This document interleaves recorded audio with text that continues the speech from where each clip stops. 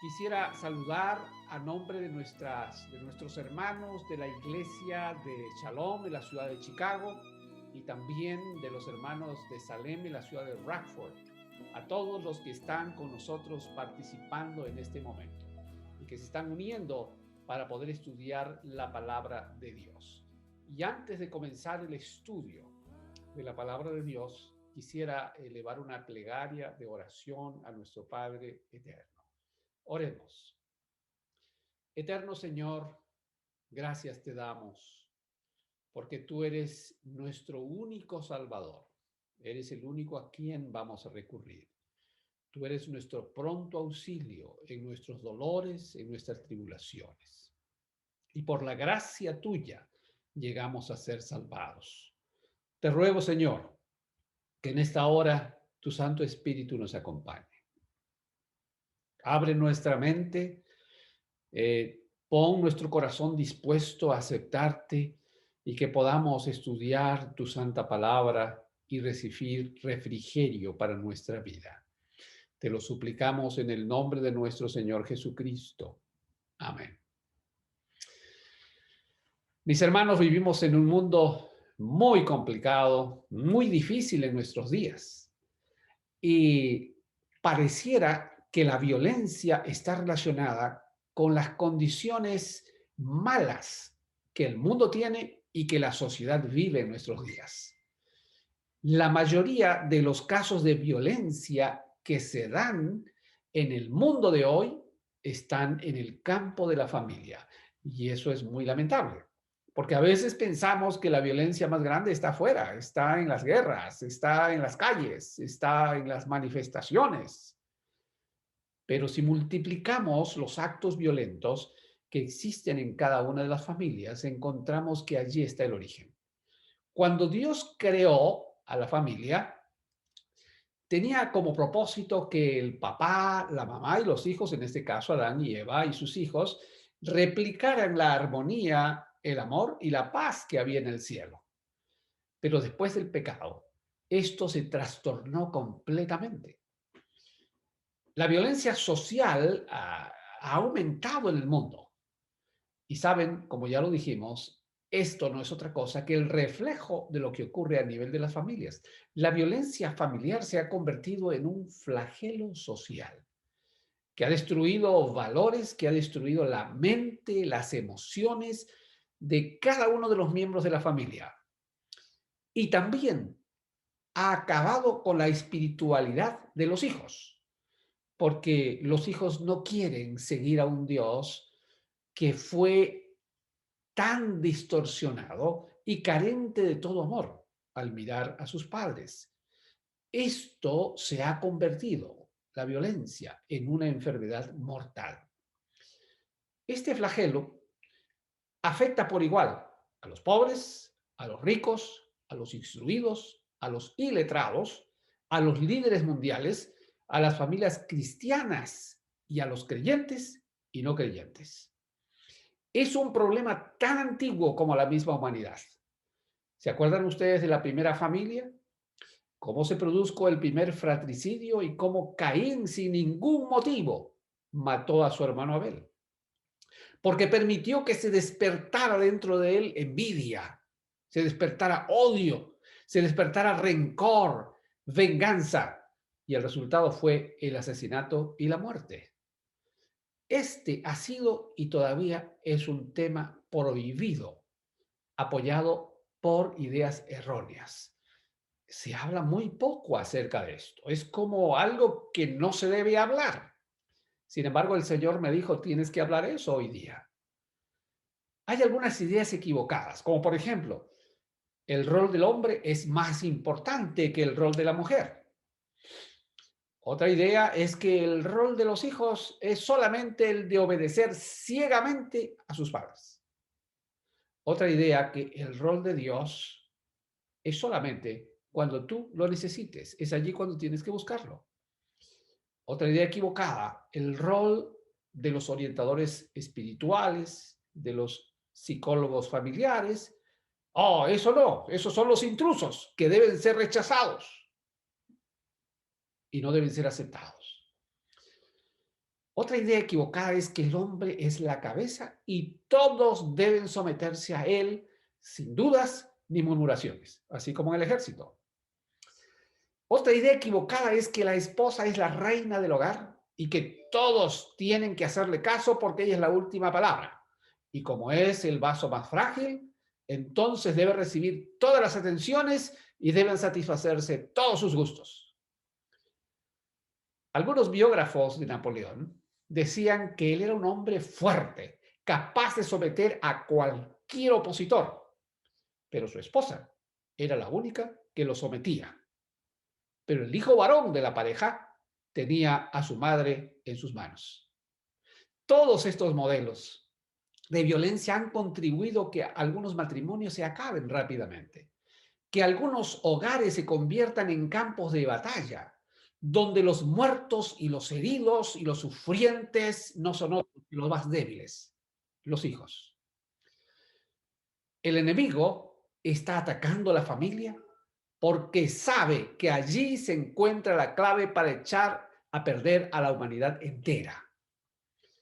La pregunta que tenemos que hacernos esta mañana es: ¿qué cosa es la violencia intrafamiliar? ¿Se la puede controlar? ¿Se la puede eliminar? ¿Es la violencia parte necesaria de la vida del ser humano? Algunos piensan que sí, algunos piensan que si no fuésemos violentos, entonces no podríamos sobrevivir. Pero sin embargo, estoy creyendo que cada uno de ustedes, la mayoría de ustedes, piensan que la violencia no es necesaria para vivir. Entonces, si usted piensa que la violencia no es necesaria para la vida, permítame preguntarle algo. ¿Cuándo fue la última vez que actuaste con violencia? Si no te gusta la violencia, ¿por qué caes en ella? Después del pecado, perdimos la capacidad de vivir en perfecto equilibrio y las emociones nos desbordan con mucha facilidad. Como ya dijimos, hermanos, la violencia más destructiva se vive dentro de los muros de las casas. ¿En qué consiste realmente esta violencia familiar? ¿Existe violencia familiar en los hogares cristianos? ¿La violencia familiar es un problema creciente en la sociedad? ¿Esta violencia está afectando seriamente a los hogares más cristianos que existen en esta tierra? Quisiera simplemente hacer una explicación acerca de lo que es la violencia y fui a Wikipedia y saqué una definición. La violencia doméstica, dice Wikipedia, es todo patrón de conducta asociado a una situación de ejercicio desigual del poder que se manifiesta en el uso de la violencia física, de la violencia psicológica, de la violencia patrimonial o económica o sexual. En otras palabras, es la imposición de uno que tiene más poder sobre los otros para destruirles la vida en todas estas áreas. Comprende aquellos actos violentos, desde el empleo de la fuerza física hasta el acoso o hostigamiento, a la intimidación que se produce en el seno de un hogar y que perpetra por lo menos a un miembro de la familia contra algún otro, es decir, el que comete uno contra otro. El término de violencia familiar incluye una amplia variedad de fenómenos, entre los que se encuentran algunos componentes de violencia, como por ejemplo la violencia contra las mujeres, la violencia contra los hombres, la violencia de maltrato infantil o la violencia contra los ancianos, padres de las personas. Encontré algo alarmante.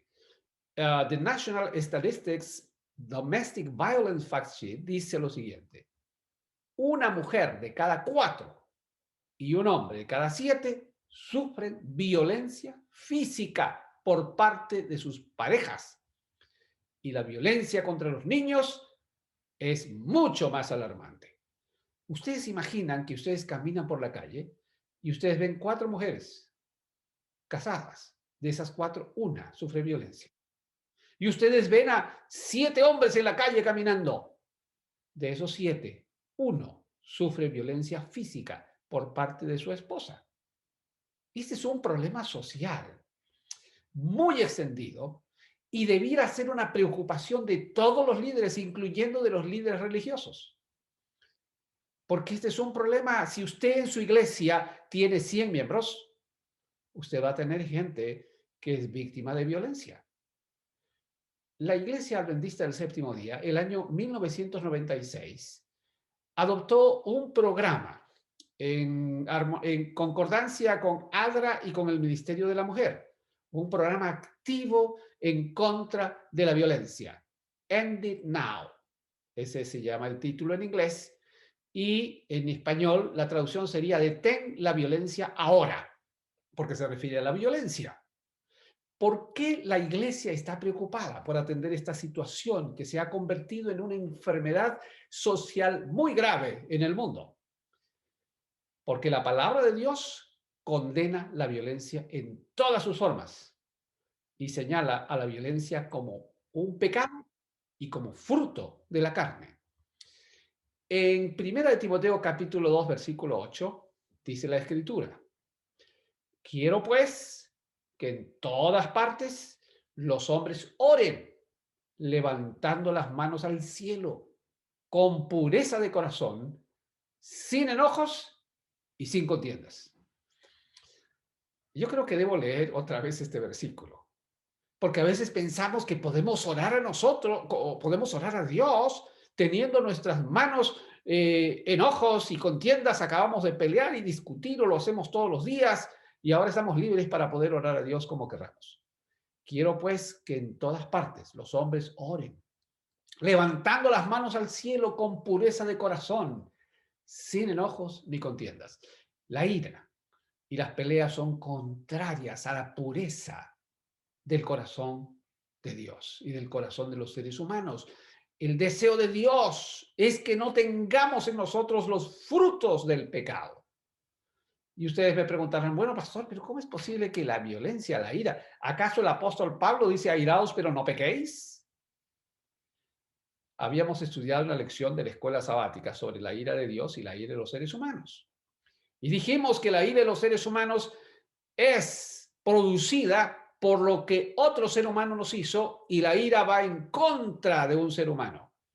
La ira de Dios es la ira contra el pecado, no contra el ser humano, contra la injusticia. Y Dios da oportunidad al ser humano para que se arrepienta. Dice ahora en Gálatas capítulo 5, versículo 19 al 21. Las obras de la naturaleza pecaminosa o satánica se conocen bien, dice Pablo: inmoralidad sexual, impureza y libertinaje. El versículo 20, idolatría y brujería. Y ahora comienza una relación de menciones de acciones pecaminosas que tienen relación con la violencia. Odio, discordia, celos, arrebatos de ira, rivalidades, disensiones, sectarismos y envidia, borracheras, orgías y otras parecidas. Les advierto ahora como antes: los que practican tales cosas no heredarán el reino de Dios. ¡Wow! Eso está muy fuerte. De esta lista de 15 acciones de los frutos de la carne o del pecado, 8, más del 50%, están referidas a la violencia. No queda ninguna duda, mis queridos hermanos, que la violencia doméstica, la violencia en general, es el resultado de una vida pecaminosa, dominada por el enemigo. Quiere decir que el enemigo quiere que exista violencia. Tenemos que decir que necesitamos que el Señor obre una transformación en nuestras vidas. Pero para que esto ocurra, debemos aceptar nuestro pecado y debemos pedir ayuda a nuestro Padre. Necesitamos conocer también cuáles son los tipos de violencia para reconocerlos como tal, porque a veces podría ser que estemos siendo violentos y no lo sabemos. Puede ser que estemos cometiendo pecado y ni siquiera nos demos cuenta. Solo brevemente quiero mencionarlas, porque el tiempo no nos alcanza. La primera de las violencias que hay en el mundo y que es muy común es la violencia psicológica, que es cualquier acto u omisión que dañe psicológicamente, como por ejemplo, ser negligentes, no dar la comida a nuestros hijos a tiempo, no vestirlos a tiempo o dejar a la esposa sin las cosas necesarias o recoger todo el dinero la esposa y dejarlo al esposo sin nada. Abandono, descuido reiterado. Insultos es una violencia psicológica. Humillaciones es una violencia psicológica. Marginación, indiferencia, la famosa ley del hielo entre esposos. Esa es una violencia psicológica. La infidelidad, comparaciones destructivas. Tú eres tal por cual, te pareces a tal cosa. Rechazo, cuando viene el esposo, viene la esposa, un rechazo, esa es una violencia psicológica. Restricción o autodeterminación y también las amenazas, las cuales conllevan a la víctima a la depresión, al aislamiento, a la baja autoestima. Hermanos, esto es violencia. Existe otra, que es la violencia física. Cualquier acto que inflige daño accidental, que no es accidental, por supuesto. Es decir, daño provocado y a veces hasta premeditado. Usar la fuerza física, algún tipo de arma, de algún objeto para provocar lesiones, sean internas, externas o ambas. Ahora, esto no tiene que ver solamente con la pareja, tiene que ver con los hijos también. Podrían ser empujones y algunos piensan, bueno, yo le empujé, eso no es violencia. Tocar a la persona levemente, con una mirada amenazadora, ponerle el dedo encima de su hombro amenazadoramente. O arrojar cosas con violencia contra la víctima, aunque no le caiga, aunque no le cause daño físico. Eso es violencia física. Existe otra violencia que es la violencia patrimonial. Cualquier acto o omisión que afecte la supervivencia de la víctima. Por ejemplo, el sustraerle algo que le gusta, que le agrada, privarlo de eso. Destruirlo algo que es de su pertenencia y que tiene un valor sentimental contra esa persona. Retener o esconder objetos de la víctima, como por ejemplo documentos personales, bienes, valores, derechos patrimoniales, recursos económicos, que son destinados a satisfacer sus necesidades. O dañar bienes comunes de la persona, quebrar un televisor, quebrar algunas cosas que son de uso común, destruir propiedades de la víctima. Violencia económica, cualquier acción u omisión del agresor que afecte la supervivencia económica de la víctima. Se manifiesta, por ejemplo, a través de limitaciones encaminadas a controlar los ingresos familiares, a no darle dinero sino lo estrictamente necesario, a impedirle a su pareja que trabaje o exigirle que devuelva un salario para la familia, o esconderle información financiera o privarle de acceso a las cuentas bancarias. Esto es violencia económica. Y la violencia sexual, cualquier acto que degrada o que daña el cuerpo o la sexualidad de la víctima y por lo tanto va en contra de su libertad, de su dignidad y de su integridad física. Es una expresión de un abuso de poder que implica supremacía masculina o femenina con el propósito de denigrar a la persona que es objeto de este abuso.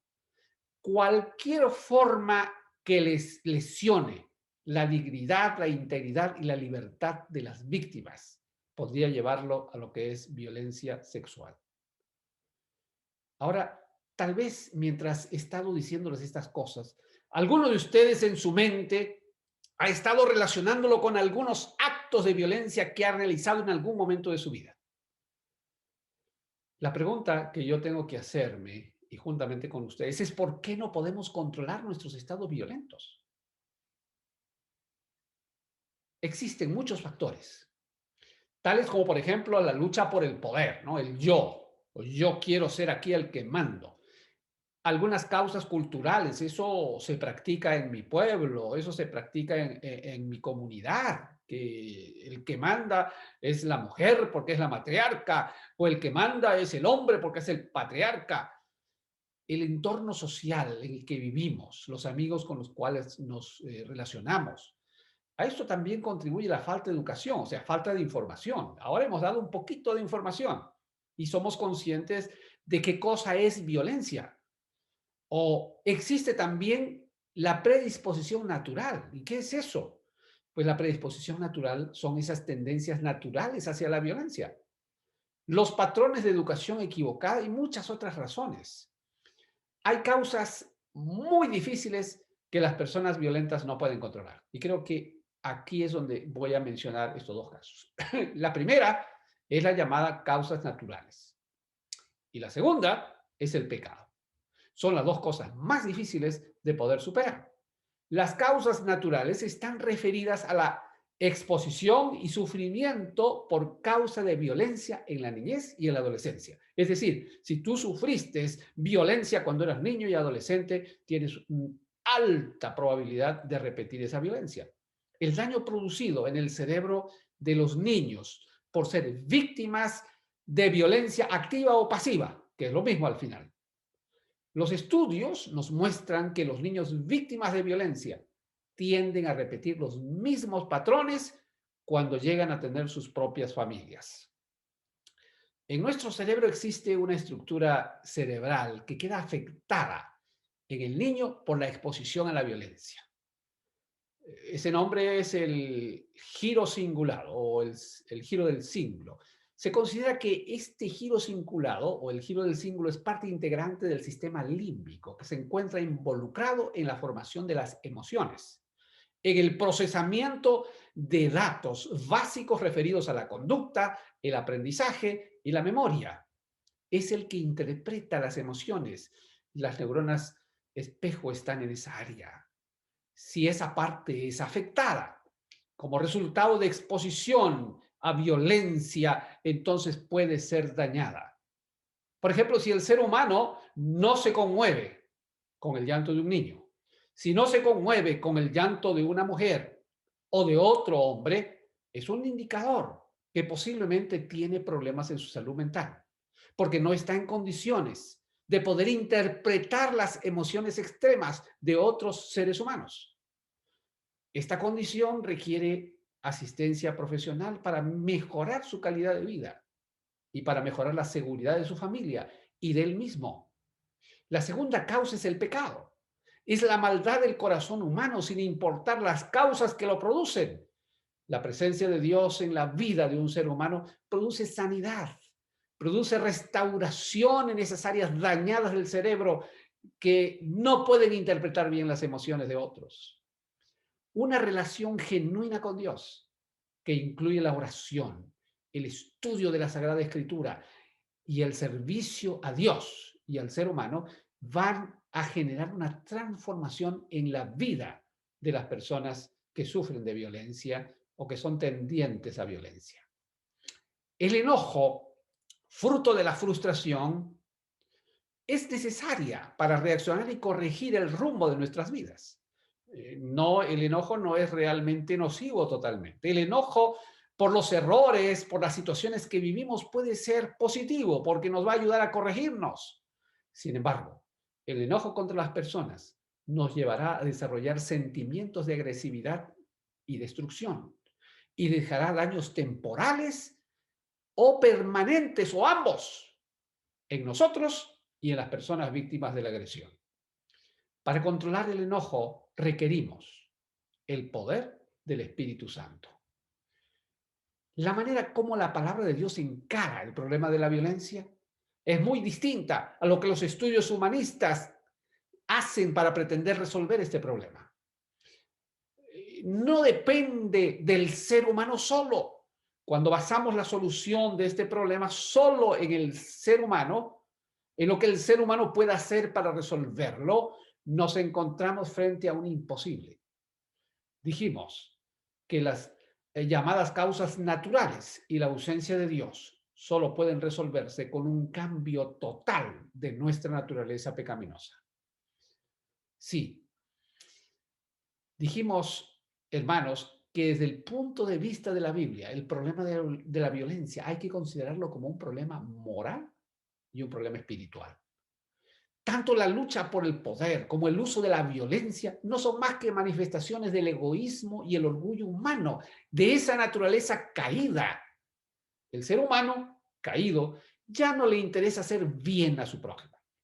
Lo único que le importa es la satisfacción de su yo, de él mismo. Desgraciadamente, desde la caída de la humanidad, se está desarrollando y aumentando la violencia en el mundo. La palabra de Dios categóricamente rechaza y condena cualquier tipo de violencia, especialmente la violencia intrafamiliar. Dios fue el creador de la familia en la semana de la creación. Y dijo Dios, hagamos al hombre a nuestra imagen y a nuestra semejanza, que tenga dominio sobre los peces del mar, sobre las aves de los cielos, sobre los animales domésticos, sobre los animales salvajes y sobre todos los reptiles que se arrastran por el suelo. Dios creó al hombre a su imagen. Lo creó a imagen de Dios. Hombre y mujer los creó y los bendijo con estas palabras.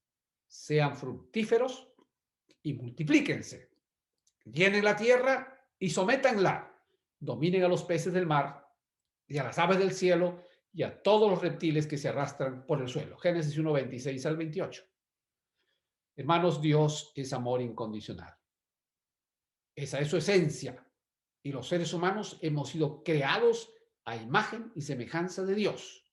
Y debería ser esta también nuestra esencia. Nuestra naturaleza en esencia fue creada para amar, no para odiar, para construir, no para destruir, para vivir en paz, no para pelear, para respetarse, no para agredirse. La bendición de Dios fue igualmente para el hombre y para la mujer. Y la primera gran bendición fue que formarían una familia numerosa, capaz de vivir de manera saludable, sin agresiones de ninguna clase. De lo contrario, si hubiese habido agresiones, entonces no garantizaba el crecimiento de la raza humana porque lo pondría en peligro. El énfasis de esta bendición no estuvo en la práctica de la unión física, sino en el gozarse con la formación de una familia próspera y unida. Los pleitos, las guerras, las peleas hacen peligrar la existencia humana. Por eso Dios intrínsecamente los bendijo para que no existieran las peleas. Sin embargo, el enemigo se encargó de incitar a la violencia y lo hizo con Caín, el cual mató a su hermano Abel. Cuando este asesinato ocurrió, mis hermanos, Dios mantuvo su bendición y condenó la violencia. Porque podríamos decir, bueno, Dios podría haber dicho, hay que matar a Caín de una vez. Caín, consciente de su naturaleza violenta, temió por su vida. Y por eso le dijo a Dios, Señor, cualquiera que me encuentre me va a matar. Y Dios le contestó y le dijo a Caín, cualquiera, no será así, le dijo el Señor. En Génesis 4:15, el que mate a Caín será castigado 7 veces. Entonces el Señor le puso una marca a Caín para que no fuera asesinado quien lo encontrara. Dios no permitió que ninguno de sus parientes lo mataran, porque estaba en contra de la violencia familiar. Dios quería una oportunidad incluso para Caín. La segunda bendición fue que tendrían el control y cuidarían la naturaleza y los animales. El dominio y el control no sería entre ellos. La distorsión de querer tener autoridad y tener poder para controlar a la pareja es algo que viene de Satanás para destruirnos.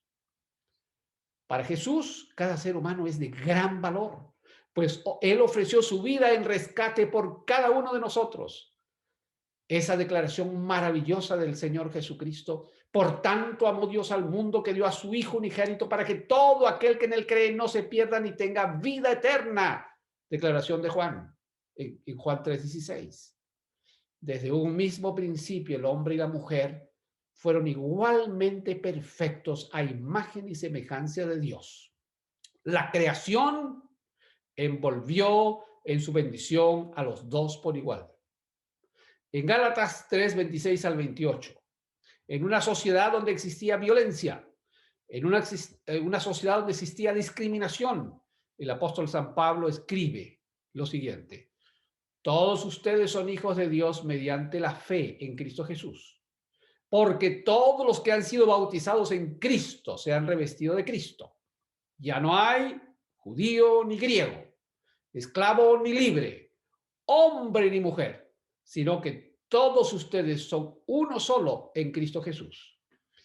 El apóstol Pablo afirma de manera categórica que todos los seres humanos somos iguales delante de Dios, como hijos de Dios. Dios nos señala que no existen categorías de seres humanos.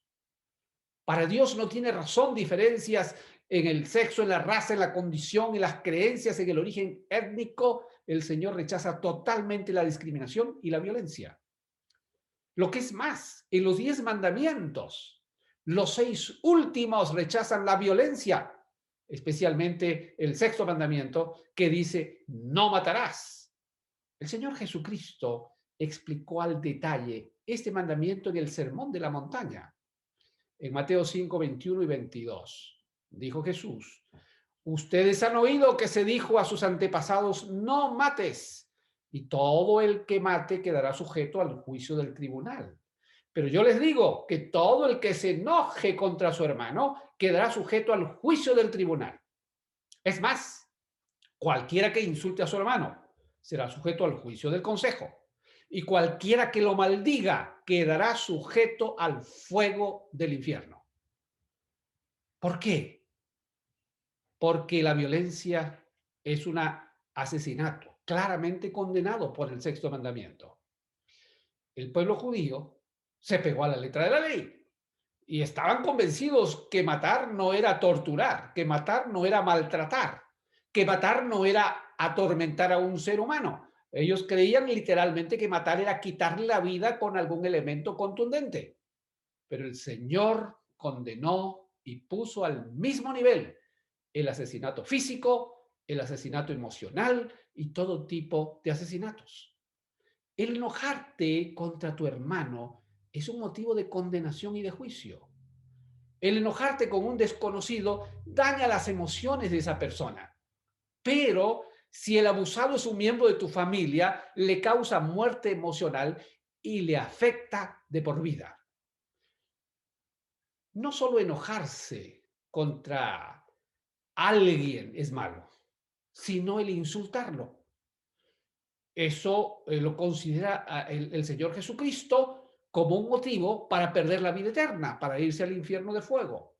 Tal vez alguno de ustedes me pueda decir, pero el apóstol Pablo dice que podemos enojarnos. Si se enojan, no pequen. No permitan que el enojo les dure hasta la puesta del sol, ni den camino al diablo. El enojo producido como un estrés circunstancial, como ya dijimos antes, es hasta cierto punto necesario para que nosotros podamos vivir, para que seamos activos, seamos productivos, para que seamos creativos y para que podamos fijar los recuerdos en nuestra mente. A veces el estrés se convierte en algo que puede llevarnos a lo que conocemos con el nombre pensamiento aflictivo. Es decir, interpretar ese estrés como una amenaza. Y eso nos va a impulsar a nosotros ir en contra de otro ser vivo, sea del mundo natural, en ese caso sería un asesinato ecológico, o en contra de los animales, sería un depredador de animales, o en contra de los seres humanos, al cual le llamamos asesino, condenado por Dios y penado por Dios. Sin embargo, hermanos, el enojo por una frustración de no haber logrado algo, de no haber comprendido un error que cometimos, que no fue beneficioso, como una forma de corregirnos de algún error. Ese enojo es el enojo al cual el apóstol Pablo dice, enojaos, pero no pequéis, airaos, pero no pequéis. Sin embargo, si el enojo se centra en las personas, entonces cometemos pecado de homicidio. El salmista en Salmos 11:5 dice, el Señor examina a justos y a malvados y aborrece a los que aman la violencia. Amar la violencia no es simplemente decir, oh, yo amo ser violento. No, amar la violencia significa repetir la violencia sin control. El Señor está pendiente. No es su agrado el violento, que disfruta planificar, incitar y participar de violencia contra otros seres humanos, porque todos los seres humanos somos hijos del Altísimo. La violencia será controlada solo si el Señor se convierte en el dueño de tu vida. Su poder transformador te convertirá en una nueva persona El orgullo, el egoísmo, la ambición, las ansias de poder, la avaricia, el racismo, la intolerancia, endurecen el corazón humano y lo convierten en malvado. Pero el poder del Espíritu Santo, la presencia de Jesucristo, transforma al ser humano y le produce amor y misericordia. El amor divino, el amor incondicional, nos hace comprensivos, tolerantes, humildes, misericordiosos, pacientes, llenos de compasión, despertando el espíritu del perdón. El Señor Jesucristo, terminando el sermón, terminando la oración del Padre Nuestro, dijo en Mateo 6:14, porque si perdonan a otros sus ofensas, también los perdonará a ustedes el Padre Celestial. Solo es posible perdonar a nuestros enemigos cuando la naturaleza pecaminosa ha sido transformada por el Señor. Una persona violenta no es capaz de perdonar. Solo si perdonamos a nuestros ofensores, incluyendo nuestros enemigos, Dios nos podrá perdonar. En Mateo 5, 44 y 45, el Señor Jesucristo fue enfático cuando dijo, pero yo les digo, amen a sus enemigos y oren por quienes los persiguen. Amen a sus enemigos y bendigan a quienes los maldicen. Hagan bien a quienes los odian y oren por quienes los ultrajan y los persiguen. El poder transformador de Cristo va más allá de esa naturaleza pecaminosa. Le dará el poder al ser humano para mantener un perfecto equilibrio entre sus emociones y su razón. El milagro de la transformación, mis hermanos, nos permite ver con los ojos de Jesús, nos permite entender con la mente de Jesús y nos permite amar con el amor de Jesucristo. Si desean vencer la violencia que hay en ti, el camino único y claro que existe es aceptar al Señor Jesucristo como tu Señor y Salvador. Entrega tu vida a Él para que el Señor la transforme. Acepta que su Espíritu te guíe. Reconoce tus debilidades cada día. Entra en comunión diaria con Dios para que se desarrolle tu autocontrol y la paz de Dios ilumine tu vida y la de los que te rodean. Crucifica el yo, desecha la autosuficiencia, mira a los demás como hijos e hijas de Dios. Si cometes un error, pide perdón de inmediato. Practica el perdón, inclusive a tus enemigos, y deja que el Señor pelee tu causa. Gózate de todas las cosas maravillosas que Dios te da cada día. Ten misericordia, compasión. Lleva a los que están sufriendo a los pies del Señor Jesucristo. Vive cada día perdonando y siendo perdonado.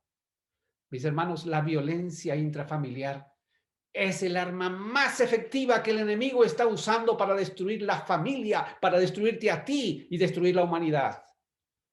La violencia se ha convertido en un flagelo social que ha llevado a los seres humanos a destruir lo que más aman, que son sus hijos, su esposa, su esposo. Y esa violencia, lamentablemente, se transmite de generación en generación. La violencia no solamente destruye al agredido, sino también destruye al agresor completamente. La violencia ha llegado a ser una enfermedad social heredable y un destructor de los valores morales y espirituales. Los gobiernos han creado leyes para tratar de combatirla. Los consejeros, profesionales, instituciones de protección de las personas abusadas tratan de ayudar a esos desprotegidos. Sin embargo, este es un flagelo tan antiguo como la humanidad.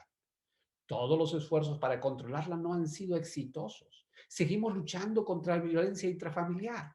Existe una sola y única solución efectiva para la violencia. Y la única solución es el cambio de la naturaleza pecaminosa, el cambio de las emociones, la fortaleza de nuestra corteza prefrontal, nuestra parte cognitiva racional. Este cambio solo es posible si tú permites que Jesucristo pueda tomar el control de tu vida. Entonces vas a reconocer que eres violento. Entonces te vas a arrepentir. Entonces vas a confesar. Entonces vas a pedir perdón. Y entonces el Señor operará un cambio en tu vida. El Señor nos dará el cambio de nuestra naturaleza pecaminosa. Él pondrá en nosotros un corazón nuevo, un cerebro fuerte para que pueda estar conectado con Dios. El Señor desea que ocurra un milagro en tu vida. Hoy mismo, entrega tu vida al Señor Jesucristo y Él te transformará. Y la paz llenará no solamente tu corazón, sino la de tu familia. Quiero invitarte para que tomes la mano de tu esposa, de tus hijos que están allí, que te pongas de rodillas delante del Señor y yo voy a hacer una oración por tu familia, por ti, para que Dios obre ese milagro maravilloso. Oremos. Eterno Padre, gracias te damos, Señor, porque tú nos has prometido el transformar nuestra vida.